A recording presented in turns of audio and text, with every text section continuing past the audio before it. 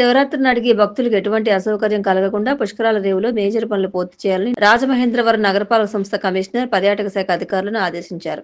పర్యాటక శాఖ ఆధ్వర్యంలో శాసకీయ పథకం కింద 28.43 కోట్లతో పుష్కర ఘాట్లో జరుగుతున్న అభివృద్ధి పనులను రాహుల్ మీనా పరిశీలించారు. పనుల పురోగతిపై ఆరా తీశారు. ఆయన వెంట జిల్లా tourism officer P Venkatachalam, EE Vijayabhaskar Reddy, SE Rita, EE మదర్శాలి, డిఈలు, ఏఈలు ఉన్నారు. సంక్రాంతి సందర్భంగా కోడి పందాలు, పేకాట, గుండాట వంటి అసాంఘిక కార్యకలాపాలను సాగనీయమని తూర్పుగోదావరి జిల్లా ఎస్పీ డి నరసింహకిషోర్ స్పష్టం చేశారు. జిల్లా వ్యాప్తంగా పోలీసులు కోడి పందాలకు ఏర్పాటు చేసిన బరులను ధ్వంసం చేయడం, కోడికత్తులు తయారు చేస్తున్న వారిపై కేసులు నమోదు చేయడం, అవగాహన కార్యక్రమాలు నిర్వహించడం, అవగాహన ఫ్లెక్సీలు ఏర్పాటు చేయడం వంటి చర్యలు చేపట్టారు. ఆటోలలో పబ్లిక్ అడ్రసింగ్ సిస్టమ్ ద్వారా అవగాహన కార్యక్రమాలు చేపట్టారు. సంక్రాంతి పండుగ నేపథ్యంలో జిల్లాలో అసాంఘిక కార్యకలాపాలకు పాల్పడే వారిపై కఠిన చర్యలు తీసుకుంటామని హెచ్చరించారు. నిఘాలో భాగంగా డ్రోన్ కెమెరాలతో ప్రత్యేకంగా నిఘా ఏర్పాటు చేశామని ఎస్పీ వెల్లడించారు. ధవళేశ్వరం ప్రభుత్వ జూనియర్ కళాశాలలో కళాశాల వార్షికోత్సవం, సంక్రాంతి సంబరాలు ఘనంగా నిర్వహించారు. ఈ సంక్రాంతి సంబరాలకు విద్యార్థులు తెలుగు సంస్కృతి సంప్రదాయాలు అద్దం పట్టేలా సంప్రదాయ దుస్తులు ధరించి ముస్తాబయ్యారు. కళాశాల ఆవరణ అంతా రంగవల్లులతో అలంకరించారు. ఆట పాటతో సందడి చేశారు. భోగి మంటలు వేసి సంక్రాంతికి స్వాగతం పలికారు.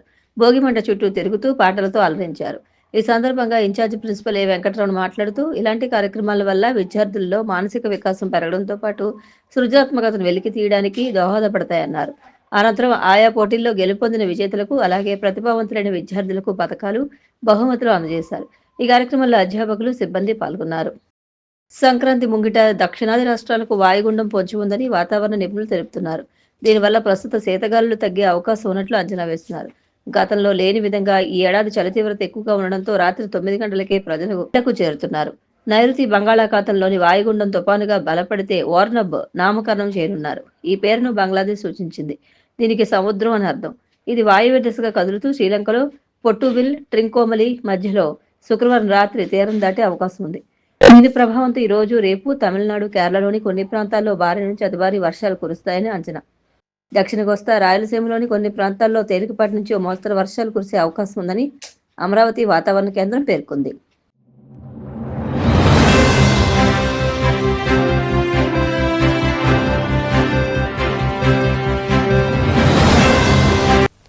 నమస్కారం, మీరు చూస్తున్నది సిసిసి డిజిటల్ 230 న్యూస్ బులెటిన్. నేను దేవి. ఈనాటి వార్తలకు ముందుగా ముఖ్యాంశాలు.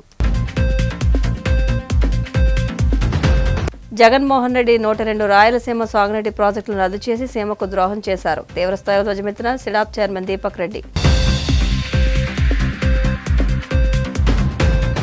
వైసీపీ సోషల్ మీడియా లక్ష్యంగా మంత్రి నారా లోకేష్ కాకేలను ఉసుగొలుపుతున్నారన్న వైసీపీ జనరల్ సెక్రటరీ జూపూడి. ప్రభుత్వ తీరుపై ప్రజా పోరాటం తథ్యమని వ్యాఖ్య. తిరుమల శ్రీవారిని దర్శించుకున్న సినీ హీరో శ్రీరామ్. ఆలయ మర్యాదలతో స్వాగతం పలికిన అధికారులు. ఖమ్మంలో బీఆర్ఎస్కు మరో షాక్. రేవంత్ రెడ్డి సమక్షంలో కాంగ్రెస్లో చేరిన 5 కార్పొరేటర్లు కండువా కప్పి పార్టీలోకి ఆహ్వానించిన ముఖ్యమంత్రి. 102 రాయలసీమ సాగునీటి ప్రాజెక్టులు రద్దు చేసిన జగన్మోహన్ రెడ్డి రాయలసీమకు కట్టప్పగా మిగిలిపోయారని, రాయలసీమ ద్రోహి జగన్ అని సిడాప్ చైర్మన్ దీపక్ రెడ్డి తీవ్రంగా విమర్శించారు.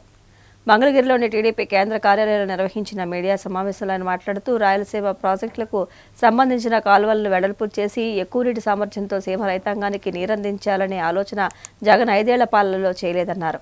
ముఖ్యమంత్రి అయిన వెంటనే జీవో 365 తెచ్చి 102 ప్రాజెక్టులను రద్దు చేసి రాయలసీమకు, సీమ రైతాంగానికి తీరని ద్రోహం చేశారని ఆగ్రహం వ్యక్తం చేశారు. అందరికీ నమస్కారము. ఈరోజు సాక్షి పేపర్ చూపిస్తూ నేను స్టార్ట్ చేయాలనుకుంటున్నాను ప్రెస్ మీట్. ఇక్కడ ఏమని రాస్తుంది? చంద్రబాబు సీమ జలాల ద్రోహి. ప్రజలు ఈ సాక్షి పేపర్ చూస్తా, ఈ బ్లూ మీడియా, ఈ పేటీఎం బ్యాచ్లు చేసే ప్రచారాలు చూస్తా, ఏది వాస్తవమో ఏది అవాస్తవమో అని కొన్నిసార్లు కన్ఫ్యూజన్లో పడే ఛాన్స్ ఉంది. అందుకని ఈరోజు ప్రజల ముందు కొన్ని వాస్తవాలు పెట్టాలనుకుంటున్నాను.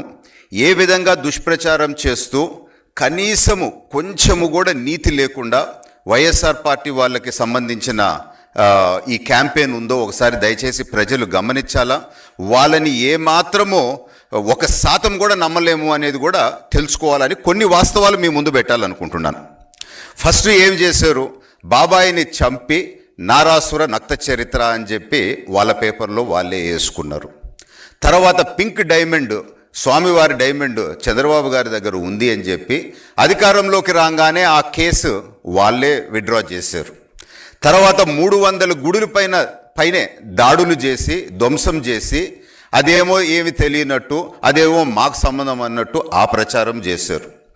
వారు రాజశేఖర్ రెడ్డి గారిని చంపేసిన దాంతో రిలయన్స్ వాళ్ళ హస్తం ఉంది అని చెప్పి అదే అంబానీ కొడుకుని ఇంటికి గ్రాండ్ వెల్కమ్ ఇచ్చి ఆయనని కౌగిలించుకొని ఆయనకి తిండి పెట్టి మళ్ళా వాళ్ళ మనిషికి ఒక ఎంపీ పదవి కూడా ఇచ్చిన చరిత్ర వాళ్ళది. సిపిఎస్ వారం రోజుల్లో రద్దు చేస్తామని చెప్పి అట్నే ఒక 700 పైగా హామీలు ఇచ్చి ఏ ఒక్కటి పట్టించుకోకుండా ప్రజల్ని మోసం చేసిన చరిత్ర వాళ్ళది. వై నాట్ 175 అని చెప్పి ఒక నినాదంతో ఆపోజిషన్ స్టేటస్ కూడా ఈరోజు లేకుండా పులివెందల ఎమ్మెల్యేగా మిగిలిపోయి కర్ణాటక వాస్తవ్యుడుగా మిగిలిపోయిన పరిస్థితి ఆ వైసీపీ పార్టీకి.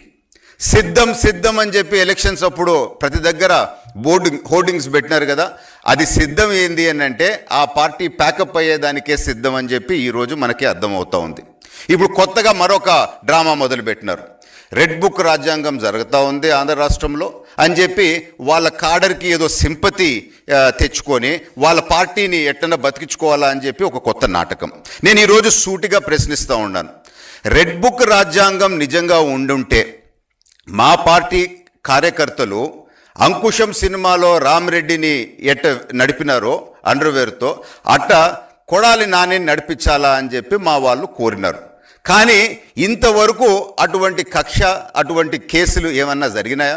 నిజంగా రెడ్ బుక్ రాజ్యాంగము, నిజంగా కక్ష రాజకీయాలు ఉన్నాయి అని అంటే, కానీ లోకేష్ గారి గొప్పతనం ఏంది అని అంటే ఏ విధమైన కక్ష తీసుకోకపోయినా కొడాలి నాని పరిస్థితి ఎట్టుందో ఒక్కసారి దయచేసి అందరూ చూడాలి. ఆ గడ్డం వేసుకొని గుట్కా నవల్తా ఇంతకుముందు నోటికొచ్చినట్టు మాట్లాడేవాడు కదా, ఇప్పుడు ఆ జుట్టు పోయింది, గుట్కా పోయింది, మనిషి సన్నగా అయిపోయినాడు, అన్నం తింటలేదు అని అంట. ఇంటి బయట ఎవరన్నా శబ్దం వస్తే పోలీసు వాళ్ళు వస్తున్నారేమో గోడ దుంకి వెళ్ళిపోతాడు, అప్పుడప్పుడు కనపడకుండా పోతాడు. అసలు బుక్కులో పేజీ ఓపెన్ కాకముందే పరిస్థితి ఎట్టయిపోయింది, ఇదిగో ఈ కోడికి ఎంటికలు లాగేసినట్టు అయిపోయింది పరిస్థితి. అది పవర్ ఆఫ్ తెలుగుదేశం పార్టీ, మా నాయకుడు లోకేష్ గారు అని చెప్పి నేను తెలుపుకుంటున్నాను. అసలు ఫస్ట్ పాయింట్, రాయలసీమ ద్రోహి జగన్మోహన్ రెడ్డా కాదా అనే ప్రశ్నతో నేను లేవనెత్తుతాను. దయచేసి ప్రజలు మీరే గమనించాలా అని చెప్పి నేను కోరుకుంటున్నాను. సోషల్ మీడియా నియంత్రణ పేరుతో కూటమి ప్రభుత్వం ప్రతిపక్షాలు ప్రజాస్వామ్యవాదుల గొంతు నులిమే ప్రయత్నం చేస్తుందని YCP general secretary Jupudi Prabhakar Rao ఆగ్రహం వ్యక్తం చేశారు. తాడేపల్లి వైసీపీ కేంద్ర కార్యాలయంలో ఆయన మీడియాతో మాట్లాడుతూ కేవలం వైసీపీ సోషల్ మీడియా లక్ష్యంగా మంత్రి నారా లోకేష్ కాకీలు ముసుగొలుపుతున్నారని మండిపడ్డారు. సోషల్ మీడియాకు సంబంధించి కేంద్ర ప్రభుత్వాన్ని గైడ్లైన్స్ రూపొందించాలంటూ సుప్రీంకోర్టు ఇచ్చిన ఉత్తర్వులు సైతం కాదని లోకేష్ సొంత రాజ్యాంగం అమలు చేస్తున్నారని తీవ్రంగా ఆక్షేపించారు. ఏ అర్హతతో ఆయన సోషల్ మీడియాపై సమీక్ష చేసి ఆదేశాలు జారీ చేస్తారని ప్రశ్నించారు. వైఎస్ఆర్సీపీ సోషల్ మీడియా మీద ఏ విధంగా దాడి చేయాలి అరే వాళ్ళకు ఉద్బోధన చేసినటువంటి అంశం మీద ఆయన తన పరిధిని దాటి సుప్రీంకోర్టు ఆర్డర్స్ను కూడా ఏమాత్రం ఖాతరు చేయకుండా వైఎస్ఆర్ కాంగ్రెస్ పార్టీ సోషల్ మీడియాని కంట్రోల్ చేయాలి, తన ఐటీడీపీ మీడియాని సోషల్ మీడియాని మాత్రం విచ్చలవిడిగా మీ ఇష్టం వచ్చినట్టు మీరు రాసుకోండి, మీ మీద ఎవడు కేసులు పెట్టినా మేము పట్టించుకోం, మనం మాత్రం అవతల మీడియాని మాత్రం లేకుండా చేయాలి. ఇది ఆయన చేసినటువంటి సూచన. దానికి తందాన ఒకవైపు హోంమంత్రి గారు పాపం ఏ అధికారాలు లేనటువంటి నాయకురాలు, రెండో వైపు పార్థసారథి గారు ఆయన పెద్దగా దాని గురించి స్పందించకపోవటం. Here I would like to say this is the Supreme Court judgment. ఈ Supreme Court judgment social media మీద ఏం చెప్తుందంటే 25 ఆగస్టు 2025 నాడు Supreme Court regulating social media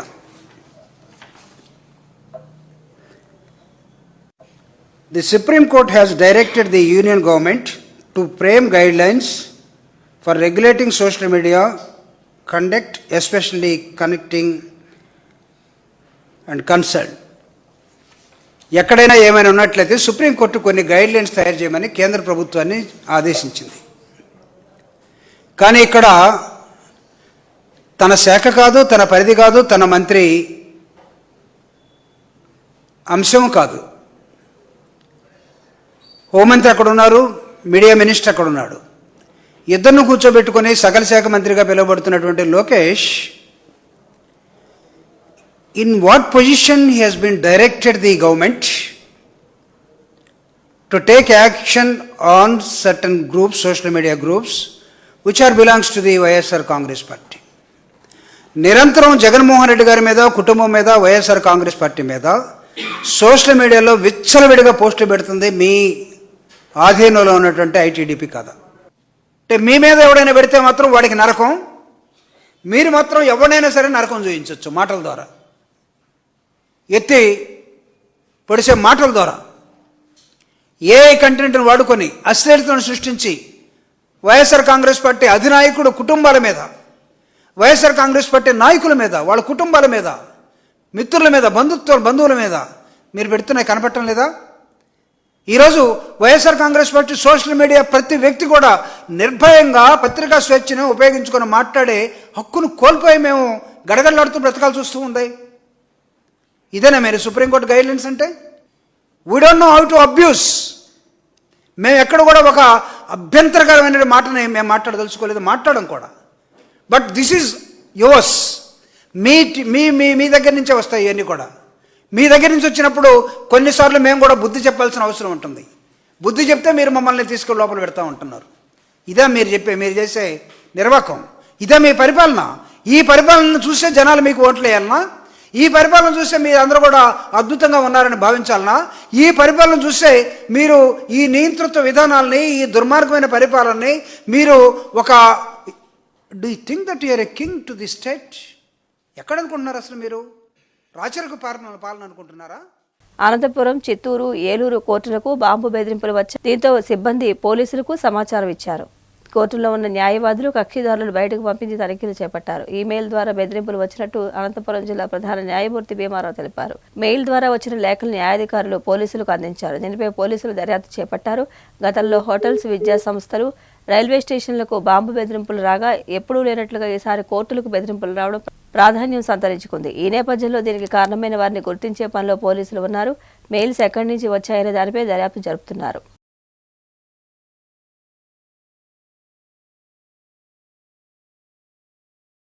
పశ్చిమ గోదావరి జిల్లా మొగల్తూరు మండలం రామన్నపాలెం పంచాయతీ పరిధిలోని పిప్పిళ్లవారి తోటలో పశువర్ధక శాఖ ఆధ్వర్యంలో మెగా పశువైద్య శిబిరాన్ని ఘనంగా ప్రారంభించారు. ఈ కార్యక్రమాన్ని ప్రభుత్వ విప్ నర్సాపురం ఎమ్మెల్యే బొమ్మిడి నాయకర్ ప్రారంభించారు. ఈ సందర్భంగా పశుపోషక రైతులకు ప్రభుత్వం అందిస్తున్న వివిధ రకాల సబ్సిడీలు, రాయితీలు, సంక్షేమ పథకాలపై అధికారులను వివరాలు అడిగి తెలుసుకున్నారు. పశు సంరక్షణ రంగంలో ఆధునిక వైద్య సేవలు, వ్యాధి నివారణ చర్యలు, పశువుల ఆరోగ్య పరిరక్షణపై రైతులకు అవగాహన కల్పించారు. శిబిరంలో నిర్వహించిన లేగదూడల ప్రదర్శన ప్రత్యేక ఆకర్షణగా నిలిచి రైతులను విశేషంగా ఆకట్టుకుంది.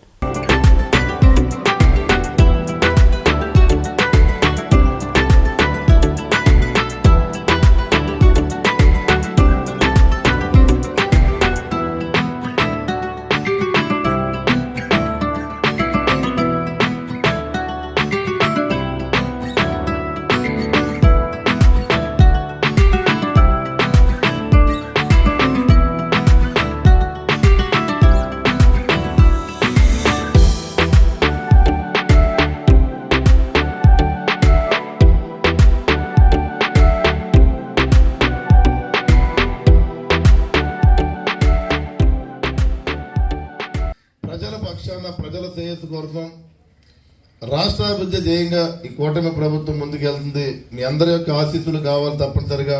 ఈ కూటమి నాయకత్వం మీ అందరి కోసం పనిచేస్తుంది. ప్రత్యేకంగా ఆర్థికంగా వెనకబడిన వారి కోసం ఈ ప్రభుత్వం పూర్తిగా పనిచేస్తుంది. కాబట్టి మీ అందరి యొక్క ఆశీర్వాదాలు తప్పనిసరిగా కావాలి. ఒక శాసనసభ్యునిగా నేను కూడా మీ అందరికీ కూడా నిరంతరం అందుబాటులో ఉండే వ్యక్తిని. మరి రామనపాలెం అంటే నాకు సొంత గ్రామం లాంటిది, మీకు అందరికీ తెలిసిందే. మీరు ఏ కార్యక్రమం చేసినా తప్పనిసరి మీ కార్యక్రమం అటెండ్ అవుతూ వస్తున్నాను. నేను కూడా మీ అందరిలో ఒకడినే నేను కూడా. తప్పనిసరి మీరందరూ సహకారంతో నేను ఒకవేళ శాసనసభ్యునికి ఉన్నాను. మీ అందరి కోసం పనిచేయాల్సిన బాధ్యత నాది. నేను అదేవిధంగా నేను పని చేస్తున్నాను. మీరు ఎప్పుడు ఏ అవసరం ఉన్నా సరే తప్పనిసరి రండి. మీ అందరికీ కూడా ఆ పని జరిగే విధంగానే నేను సహకరిస్తానని చెప్పి తెలియజేసుకుంటూ మరి ఈ కార్యక్రమానికి అవకాశం కల్పించినటువంటి అధికారులందరికీ కూడా నేను ప్రత్యేక ధన్యవాదాలు తెలియజేసుకుంటూ సెలవు తీసుకున్నాను. థ్యాంక్ యూ మరి అందరూ కూడా. మరి పోటీలు పెడుతున్నారు, పోటీలు ప్రయత్నం ఇచ్చేస్తారా? ఓకే, ఒకరిద్దరికి ఇచ్చేస్తారు. మీరు ఏంటంటే పశువులకు దానా పెట్టుకోవడానికి శుభ్రంగా టిన్స్ చేస్తున్నారు. ఇది కూడా వాళ్ళు కాల్షియం టాబ్లెట్. ఇది ఇప్పుడు ఆవులకు కూడా ఏంటంటే కాల్షియం సంబంధించిన టాబ్లెట్, మినరల్, విటమిన్స్, మినరల్స్ ఇవన్నీ మీరు పట్టుకెళ్ళి మళ్ళీ పక్కన పడేసుకోవద్దు, మీరు ఉపయోగించుకోవాలి. ప్రభుత్వం ఏంటంటే ప్రత్యేక శ్రద్ధ తీసుకుని మీకోసం ఎదురుకొస్తుంది. మీరు ప్రతిదీ కూడా ఏదైతే ఇస్తున్నారో మీకు అవన్నీ కూడా ఉపయోగించుకోండి. మీరు పూర్తి రక్షణ కల్పించాలి పశువులకు తప్పనిసరిగా. నెల్లూరు జిల్లా గూడూరు పట్టణంలోని RTC bus stand depot గ్యారేజ్ని RTC executive director Nagendra Prasad పరిశీలించి బస్సులను తనిఖీ చేశారు. కార్మికులతో మాట్లాడి సమస్యల గురించి అడిగి తెలుసుకున్నారు.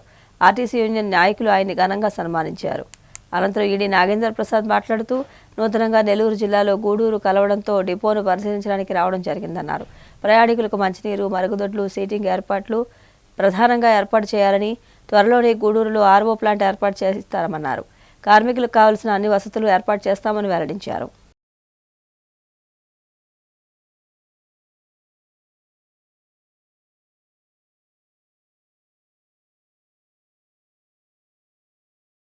Gudur depot bus station garage inspection చేయడం జరిగింది. ముఖ్యంగా ఇక్కడ ప్రయాణికులకు కావాల్సినటువంటి అదనపు సౌకర్యాలు కానీ, అలాగే బస్ స్టేషన్లో వసతులు కానీ, అలాగే స్త్రీశక్తి అమలైన తర్వాత ప్రయాణికుల ఇబ్బందులని గమనించి వారికి అదనంగా ఎక్కడెక్కడ మనము ట్రిప్పులు పెంచడం కానీ, బస్సులు పెంచడం కానీ, అలాగే గ్యారేజ్లో మెయింటెనెన్స్ మనం దాన్ని ఇంకా మెరుగుపరచడం కానీ, అలాగే ఇప్పుడు మనకి రహదారి మాసోత్సవాలు జరుగుతున్నాయి, రోడ్డు భద్రతా మాసోత్సవాలు. దాంట్లో భాగంగా ఇక్కడ ప్రమాదాలు తగ్గించడానికి తీసుకుంటున్న చర్యలు ఇవన్నీ చూసి వెళ్దామని రావడం జరిగింది.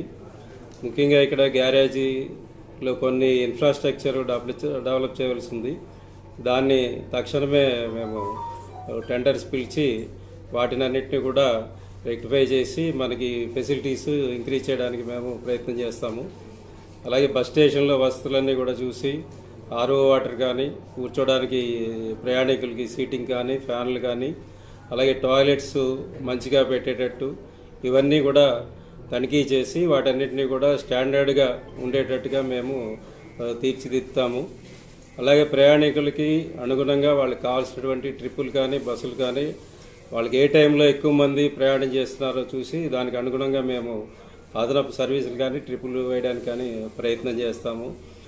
ఏమైనా కానీ లోకల్ ప్రయాణికులు అలాగే రిప్రజెంటేటివ్స్ మాకు చాలామంది ఇక్కడ కావాల్సినటువంటి సర్వీసుల గురించి మాకు ఆల్రెడీ రికమెండేషన్లు ఇవ్వడం జరిగింది. అలాగే మా కండక్టర్ డ్రైవర్లు కూడా ఫీడ్బ్యాక్ ఇచ్చారు ఏ రూట్లో ఎక్కువ ఇబ్బందులు ఉన్నాయని. వాటిని అన్నింటినీ అధిగమించడానికి మా వంతు ప్రయత్నం చేయడానికి ఈరోజు రావడం జరిగింది. కడప జిల్లా గండికోట ఉత్సవాలను ఘనంగా నిర్వహిస్తున్నామని జిల్లా కలెక్టర్ చెరుకూరు శ్రీధర్ తెలిపారు. కడప కలెక్టరేట్లో ఆయన మీడియా సమావేశంలో మాట్లాడుతూ ప్రపంచానికి చాటి చెప్పడానికి గండికోట ఉత్సవాలను ఘనంగా చేపట్టామన్నారు. వివిధ రకాల పోటీలు, హెలికాప్టర్ రైడ్, మంగ్లీ బృందం, Ram Miryala, Sivamani drums show, adventure show వంటి కార్యక్రమాలు ఎన్నో నిర్వహిస్తున్నామన్నారు. గండికోట చరిత్ర ప్రజలకు తెలియజేయడం కోసమే రాష్ట్ర ఉత్సవాలు నిర్వహిస్తున్నామని తెలియజేశారు.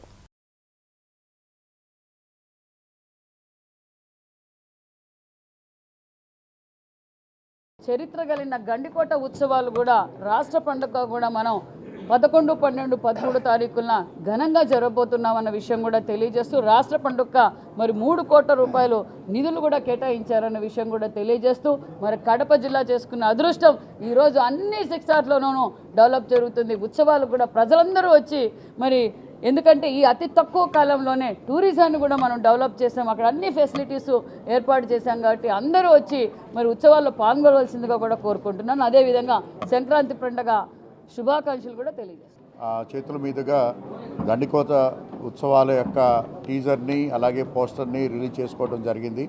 ధన్యవాదాలు మేడం. అలాగే ఈ గండికోట ఉత్సవాలు మన కడప జిల్లా గుండె చప్పుడు లాంటివి. కడప ప్రాశస్త్యాన్ని అలాగే కడప జిల్లాలో ఉన్నటువంటి వివిధ టూరిజం స్పాట్స్ని అన్నిటినీ కూడా మనం పాపులరైజ్ చేసుకోవడానికి అలాగే ప్రపంచానికి తెలియజేసుకోవడానికి ఈ గండికోట ఉత్సవాలు అనేది ఒక వేదికగా జరుపుతున్నాయి. అలాగే గండికోటలో ఉన్నటువంటి గండికోట పరిసర ప్రాంతాలు, అదేవిధంగా మనకి అక్కడ న్యాచురల్ ఫార్మేషన్ ఏదైతే ఉందో మనం అందరం కూడా గ్రాండ్ కెనియన్ ఆఫ్ ఇండియా కింద మనం పిలుచుకుంటున్నటువంటి ఆ లోయలు ఏవైతే ఉన్నాయో వాటిలన్నింటినీ కూడా ప్రపంచానికి మరింత దగ్గరగా పరిచయం చేయడానికి ఈ గండికోట ఉత్సవాలు నిర్వహిస్తున్నాం.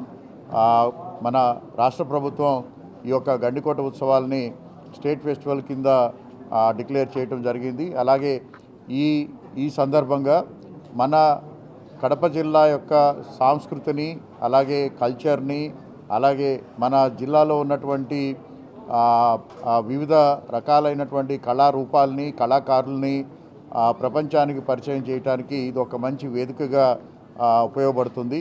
ఈ ఉత్సవాలు 3 రోజుల పాటు జరుగుతున్నాయి. 11వ తారీఖు, 12వ తారీఖు, 13వ తారీఖు జనవరిలో ఈ ఉత్సవాల్ని మనం చేసుకుంటున్నాం. ఈ ఉత్సవాల్లో భాగంగా మనం ప్రజలందరూ అలాగే ఇంట్రెస్టెడ్ పార్టీస్ అందరూ కూడా దీంట్లో పార్టిసిపేట్ చేసే విధంగా వారికి వివిధ రకాలైనటువంటి కాంపిటీషన్స్ అలాగే వివిధ రకాలైనటువంటి యాక్టివిటీస్ని కూడా మనం టేకప్ చేస్తున్నాం.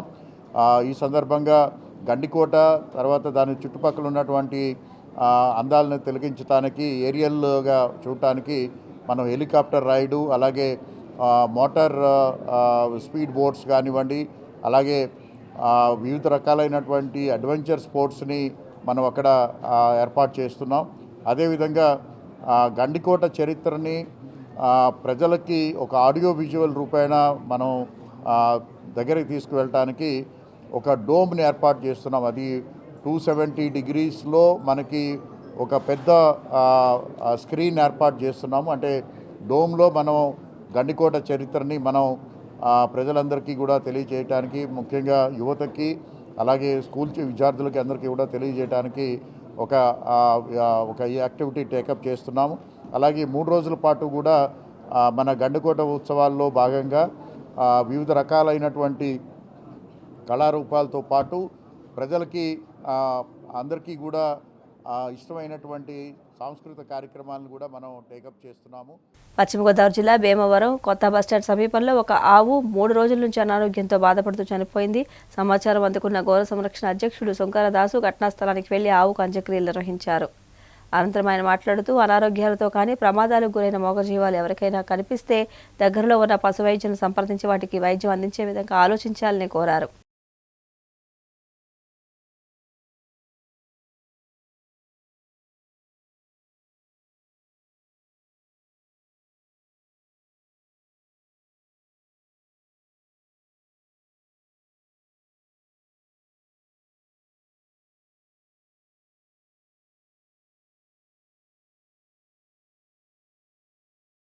అందరికీ నమస్తే అండి. మన భీమవరం కొత్త బస్టాండ్ పరిధిలో ఒక సైట్లో అయితే ఈ ఆవు అయితే చనిపోవడం అయితే జరిగింది. ఇది గత 3 రోజుల నుంచి హెల్త్ పరంగా ఇబ్బంది పడుతుందంట. నాకు తెలిసి ఏదో విష పదార్థమైన ఆహారం తినడం వల్ల చాలా ఇబ్బంది పడుతుంది. ఆ 3 రోజుల క్రితమే దీన్ని గుర్తిస్తే మనం ఏమైనా ట్రీట్మెంట్ చేయడానికి మనకి అనుకూలంగా ఉందినో, కానీ దాని గురించి తెలియక అలా వదిలేయడం అయితే జరిగింది. నిజంగా ఏంటంటే ఇటువంటి మూగజీవాలు ఎప్పుడైనా ఇబ్బంది పడితే కనుక అనారోగ్యంతో బాధపడడం కానీ ఇలా ఇబ్బంది పడడం కానీ చూస్తే కనుక మనకి దగ్గరలో ఏ ఊర్లో అయినా సరే పశు వైద్యులు అన్న వాళ్ళు ఉంటారు. ప్రతి నియోజకవర్గానికి ప్రతి మండలానికి పశు వైద్యులు ఉంటారు. దయించి వాళ్ళని సంప్రదించి వీటికి వైద్యం అందించవలసిందిగా కోరుతున్నాము. ఎందుకంటే ఆ పశు వైద్యుల బాధ్యత వీటిని రక్షించడమే. దయించి మన ఎవరైనా సరే ఈ వీడియో చూసినా ఎవరైనా మూగజీవాలు ఇబ్బంది పడుతున్నా పశు వైద్యులను అయితే సంప్రదించండి, వాళ్ళు తప్పనిసరిగా వస్తారు. ఇంకొకటి ఏంటంటే మరి ఈ ఆవజమని ఎవరో తెలియదు, 3 రోజుల నుంచి అది ఇక్కడ ఇబ్బంది పడుతున్నా సరే ఇది ఎక్కడ ఉంది ఏంటి అని కూడా ఆయన ఆలోచించకుండా పెంచుతున్నారు. అటువంటిప్పుడు ఆవులు పెంచడం ఎందుకో మాకు అర్థం కావడం లేదు. దయించి అటువంటి వాళ్ళు ఆవులు పెంచే వాళ్ళు ఎవరైనా ఉంటే కనుక మానుకోమని చెప్తున్నాము. వాళ్ళు దీని కడ వరకు దీన్ని చూసుకునే ఫలమైతేనే మీరు ఆవులు పెంచుకోండి, ఆవుల్ని రోడ్ల మీద వదులుకోండి. అంతేగాని ఏమీ పెంచకుండా ఏమీ చూసుకోకుండా ఆవుల్ని పెంచడం అన్నది కరెక్ట్ కాదు. దయించి మీరు మారతారని చెప్పి కోరుకుంటున్నాం. జై హింద్. కలియుగ ప్రత్యక్ష దైవం తిరుమల శ్రీ వెంకటేశ్వర స్వామివారిని సినీ హీరో శ్రీరామ్ దర్శించుకున్నారు. నైవేద్య విరామ దర్శన సమయంలో తన సతీమణితో కలిసి స్వామివారి సేవలో పాల్గొని మొక్కులు చెల్లించుకున్నారు. దర్శనానంతరం వీరికి రంగనాయకుల మండపంలో వేద పండితులు వేద ఆశీర్వచనం అందించగా ఆలయ అధికారులు స్వామివారి తీర్థ ప్రసాదాలు అందజేసి పట్టు వస్త్రంతో సత్కరించారు.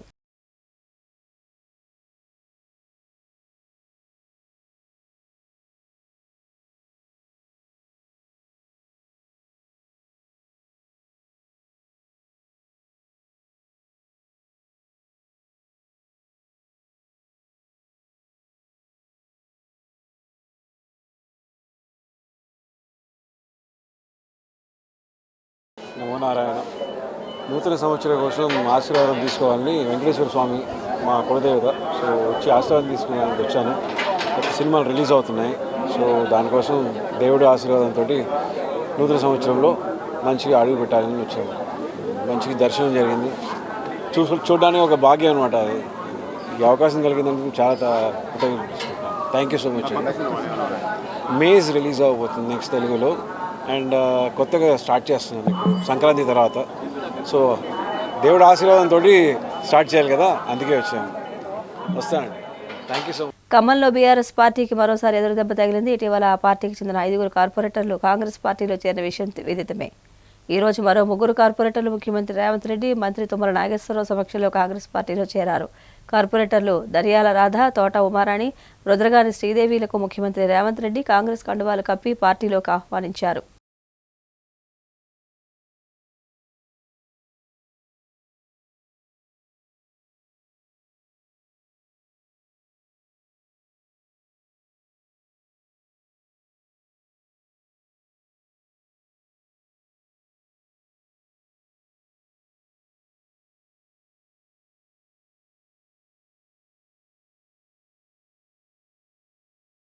వార్తలు ముగించే ముందు ముఖ్యాంశాలు మరొకసారి. జగన్మోహన్ రెడ్డి 102 రాయలసీమ సాగునీటి ప్రాజెక్టులను రద్దు చేసి సీమకు ద్రోహం చేశారు. తీవ్రస్థాయిలో ధ్వజమెత్తిన SEEDAP chairman Deepak Reddy. YCP social media లక్ష్యంగా మంత్రి నారా లోకేష్ కాకేలను ఉసుగొలుపుతున్నారన్న వైసీపీ జనరల్ సెక్రటరీ జూపూడి. ప్రభుత్వ తీరుపై ప్రజా పోరాటం తథ్యమని వ్యాఖ్య. తిరుమల శ్రీవారిని దర్శించుకున్న సినీ హీరో శ్రీరామ్, ఆలయ మర్యాదలతో స్వాగతం పలికిన అధికారులు. ఖమ్మంలో బీఆర్ఎస్కు మరో షాక్. రేవంత్ రెడ్డి సమక్షంలో కాంగ్రెస్లో చేరిన 5 కార్పొరేటర్లు కండువా కప్పి పార్టీలోకి ఆహ్వానించిన ముఖ్యమంత్రి. వార్తలు ముగించే ముందు ముఖ్యాంశాలు మరొకసారి. CCC డిజిటల్ 230 న్యూస్ బులెటిన్ ఇంతతో సమాప్తం. నమస్కారం.